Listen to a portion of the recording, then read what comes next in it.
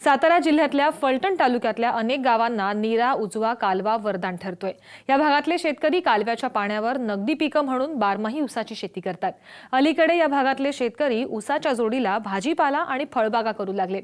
यापैकीच एक असलेले म्हणजे संजय पवार। अभियंता शेतकरी संजय पवार यांनी साखर कारखान्यात अभियंत्याची नोकरी केली। मात्र पवार यांनी नोकरीचा राजीनामा देऊन माळरान जमिनीवर हिरवळीचं स्वप्न साकारलं। पवार यांनी 5 एकरमध्ये डाळिंबाची लागवड केली आहे। पवारांना गेल्या वर्षी डाळिंबातनं 10 ते 12 लाखांचं उत्पादन मिळालंय।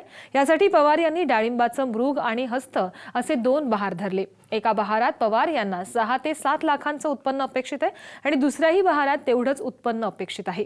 संजय पवार यांच्या डाळिंब बागेची यशोगाथा जाणून घेण्यासाठी आज आपण जाणार आहोत सातारा जिल्ह्यातल्या फलटण तालुक्यातल्या काशिदवाडीला। सातारा जिल्ह्यातल्या फलटण तालुक्यातल्या संजय पवारांकडे काशिदवाडीच्या हद्दीत वडिलोपार्जित 30 एकर माळरान जमीन आहे। त्यात फारसं पिकत नव्हतं, त्यामुळे घरची आर्थिक परिस्थितीही चांगली नव्हती। संजय पवार यांनी इलेक्ट्रिकल इंजिनिअरिंगचा अभ्यासक्रम पूर्ण करून साखर कारखान्यात ते नोकरी करत होते। तसंच नोकरीसोबत टायरचा व्यवसायही सुरू होता। शेतीकडे आई आणि वडिलांचं लक्ष होतं। वडिलांच्या आजारपणामुळे शेती पडीक राहू लागली। संजय यांना शेतीत काहीतरी करण्याची इच्छा होती, मात्र नोकरी आणि व्यवसायामुळे शेती विकसित करणं शक्य नव्हतं। त्यामुळे त्यांनी 2008 साली नोकरीचा राजीनामा देऊन पूर्ण वेळ शेती करण्याचा निर्णय घेतला। जमीन 30 एकर असली तरी माळरानाची होती, त्यामुळे त्यांनी सुरुवातीला लहान प्रमाणात जमीन विकसित करण्यास सुरुवात केली। शेती करताना अडचणींचा डोंगर उभा राहिला, मात्र संजय यांनी न डगमगता मोठ्या हिमतीनं आपल्या कुटुंबाच्या मदतीनं शेतीला सुरुवात केली। सुरुवातीला डाळिंबाची लागवड करण्याचा निर्णय त्यांनी घेतला। मी स्वतः निर्णय घेतला की आपल्याकडे शेती एवढी मजबूत असताना किंवा सगळं क्षेत्र असताना आपण शेती करूया। ज्यावेळेस मी आलो त्यावेळेस माझी पत्नी रुपाली पवार यांनी मला सांगितलं की आपण डाळिंबीची बाग लावूया, म्हणजे डाळिंब क्षेत्र निर्माण। पण डाळिंबीची आपल्याला कसलीही माहीत नव्हती, तरी आपण म्हणलं तर एकदा रोपत विकत आणली। म्हणजे शासकीय अधिकाऱ्यांशी संपर्क साधून शासकीय अधिकाऱ्याकडून आपण रोपं उपलब्ध करून घेतली। साधारण त्यावेळेस 13 रुपयाला एक रोप बसलं। त्यानंतर मी ॲक्च्युली एक बाग लावली की साधारण त्या बागेमध्ये 850 झाडं लावली।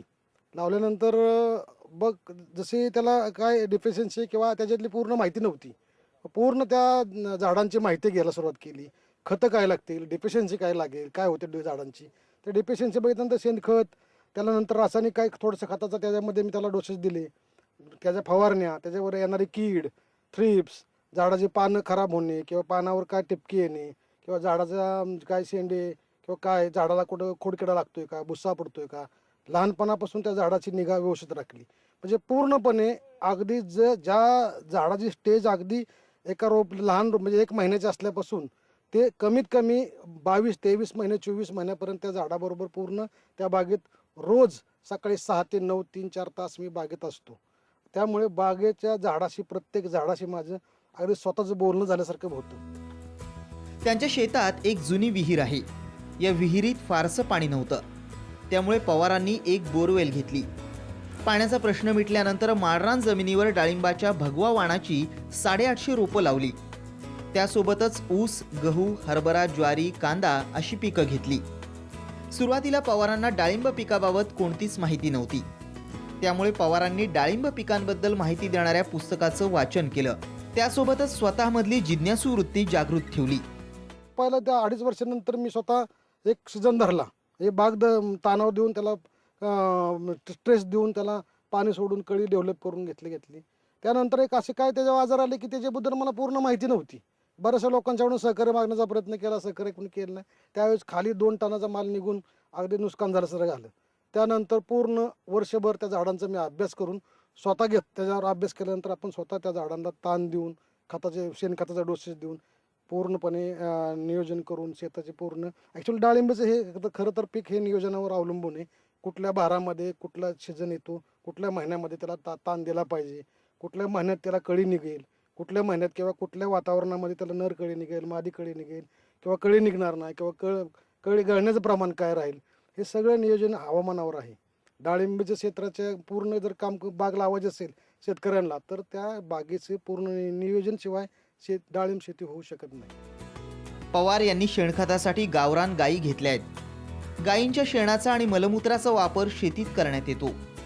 डाळिंबाच्या बागेतही ते सेंद्रिय खत आणि दशपर्णी अर्काचा वापर करतात. देशी गायीच्या गोमूत्रापासून दशपर्णी अर्क तयार करण्यात येतो.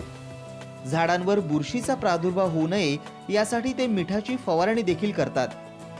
दशपर्णी अर्क आणि मिठाच्या फवारणीमुळे डाळिंबाच्या बागेत तेल्या रोगाचा प्रादुर्भाव झालेला नाही. मी सध्या त्याच्यावर जो फवारणी करतोय त्या दशपर्णी अर्क निर्माण स्वतः तयार केलाय. त्याच्यामध्ये दशपर्णी 15, 12, 13 पानं वेगवेगळ्या पद्धतीने टाकून, दशपर्णी म्हणजे लोकांचं असं वाटतं की 10 पानं टाकले की दशपर्णी झाला, पण मी स्वतः त्याच्यामध्ये वेगवेगळ्या पद्धतीचा वापर केलाय. 15 ते 16 पानं टाकून एक अर्क तयार केलाय. दुसरी गोष्ट, त्याच्यामध्ये जे टाकले गोमूत्र टाकले ते प्युअर गोमूत्र टाकले. त्याच्यामध्ये कोणत्याही प्रकारचं कुठल्याही पद्धतीचं पाणी मिसळलेलं नाही. त्यामुळे मला त्याची प्युरिटी खूप मिळाली आणि त्याचा जो काय मेल आहे किंवा श्वास आहे, त्याचा वास आहे, त्यामुळे कुठल्याही प्रकारची कीड कमीत कमी 7 ते 8 दिवस त्या झाडावर येऊ शकत नाही. जगामध्ये मिठासारखं बुरशीवर औषध कुठलंही नाही. मग ते नंतर मी माझ्या स्वतःच्या झाडावर 1-2 किलोपासून मिठाच्या फवारण्या करायला सुरुवात केल्यानंतर मला असं निदर्शन आलं की कुठल्याही प्रकारचा कुठल्याही पानावर, झाडावर कुठल्याही प्रकारचा डाग, अल्टरनिया, सास्क्रिया असे बुरशीचे जे काही प्रकार आहेत ते दिसले नाहीत. तेल्या तर सोडत, ज्या ठिकाणी तेल्या होता त्या ठिकाणी तो थांबला. ज्यावेळेस मी हार्वेस्टिंग केलं, ज्यावेळेस हार्वेस्टिंगच्या वेळेस लोक आली, त्यावेळेस बऱ्याचशा हार्वेस्टिंग करताना लोकांनी मला विचारलं की बाबा तेला थांबलाय तुमच्या ठिकाणचा, स्टॉप कसं झालाय? तर ह्याचं जे तंत्र होतं ते साधं मिठाचं होतं आणि मिठापासून त्याचा मला इतका फायदा झाला की पूर्णपणे तेल्या कंट्रोलमध्ये आला. आजपर्यंत माझ्या बागेत 2 झाडं सोडून 3रं झाड सुद्धा गेलेला तेल्या नाही. संजय पवार डाळिंबाचे 2 बहर घेतात. त्यामुळे दरातील चढ उतारामुळे नुकसान कमी होतं. दशपर्णी अर्काचा वापर, मिठाची फवारणी आणि सेंद्रिय खतांचा वापर यामुळे फळ देखील गुणवत्तापूर्ण मिळतंय. विशेष म्हणजे एक फळ अर्धा किलोच्या पुढे भरतंय. फळ चवदार असल्यानं व्यापारी पवारांच्या शेतात येऊन डाळिंब घेऊन जात आहेत. यावर्षी आतापर्यंत 1.5 टन माल निघालाय. त्याला प्रति किलोला 85 रुपयांचा बाजारभाव मिळतोय. आणखी 8 ते 9 टन माल अपेक्षित आहे. 70 ते 75 रुपये दर धरल्यास त्यांना यंदा दोन्ही बहारात मिळून सुमारे 10 लाख रुपयांचं उत्पन्न मिळणार आहे. गेल्या वर्षी साधारण 800 झाडांमध्ये मी साधारण एक 18 टनाचा माल काढला. 18 टनामध्ये साधारण इन एन ॲव्हरेज म्हणजे दर जरी 77 रुपये किलो मिळाला तर शेवटच्या फळापर्यंत त्याचा दर जर काढला तर साधारण 53-54 रुपये किंवा 55 रुपयाच्या आसपास मला मिळाले. अशा वेळेस मला साधारण 9 ते 10 लाख रुपयाचं उत्पन्न गेल्या वर्षी डाळिंबात मिळालं. या वर्षी चालूमध्ये दुसरा एक प्रोजेक्ट आहे माझा. त्या प्रोजेक्टमधून मला साधारण एक 8-9 टनाचं अपेक्षित आहे. 8-9 टन माल निघेल. पण आता दराचा दर जर बघितला तर साधारण 90-95 रुपयाच्या आसपास असताना इन एन ॲव्हरेज 70-75 रुपयाच्या आसपास मिळून साधारण 7 ते 8 लाख रुपये किंवा 10 लाखाच्या आसपास उत्पन्न मिळण्याची शक्यता आहे. पवार यांना त्यांच्या शेतीच्या कामात कुटुंबाची मोठी साथ मिळते. ज्या जमिनीवर हुलगा आणि मटकी पिकत होती त्याच जमिनीत कष्टानं डाळिंब, ऊस, गव्हासारखं पीक येत असल्यानं पवार यांच्या कुटुंबातील सदस्य समाधानी आहेत. तसंच पवार यांच्या शेतीमुळे अनेक जणांना रोजगारही मिळालाय. रानात खतं घालणं, त्यानंतर औषधाची फवारणी करणं, त्यानंतर गाड्यांच्याकडून कामं करून घेणं, छाटणी करणं, त्यानंतर परत फळं तोडणं, कळ्या तोडणं, म्हणजे ज्या वेळेला जे कामाची गरज असते त्यावेळेला आम्ही योग्य त्यावेळेला आम्ही कामं करत असतो. मटकीशिवाय दुसरं काही पिकतच नव्हतं. ज्या वेळेला माझा मुलगा शेतीत लक्ष घातलं त्यावेळेला आम्ही निर्णय घेतला डाळिंबाची बाग लावावी. त्यामुळे आमची डाळिंबाची बाग सफल झाली आणि माझी 2 मुलं, 2 सुना आणि आम्ही दोघं उभा आहेत. आम्ही 6 जण आम्ही शेतीत काम करतो. 3 वर्ष झालं कामाला, रोज आम्हाला इथं काम असतं. कळी तोडायची, फुलं तोडायची, फळं तोडायची, खतं घालायची, हे ह्यांचे काम असते ते आम्हीच रोज करतो. खुरपाणीही.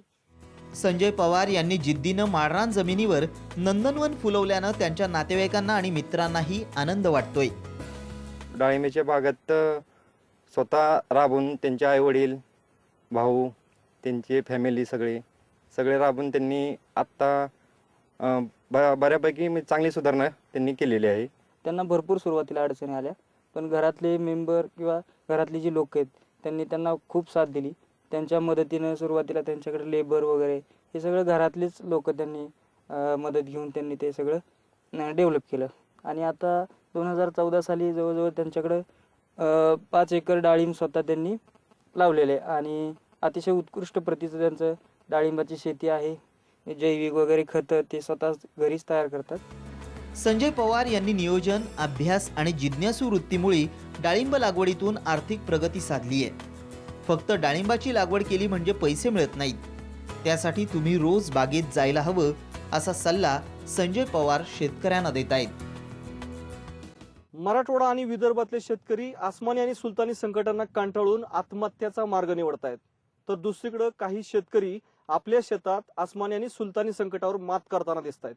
यापैकीच एक असलेले म्हणजे फलटण तालुक्यातले संजय पवार या शेतकऱ्यांनी यावर्षी डाळिंबाच्या फळपिकातून 9 ते 10 लाख रुपयाचं उत्पन्न मिळून इतर शेतकऱ्यांसमोर एक वेगळा आदर्श ठेवलेला आहे. विजय मोरे, साम टीव्ही, फलटण, सातारा.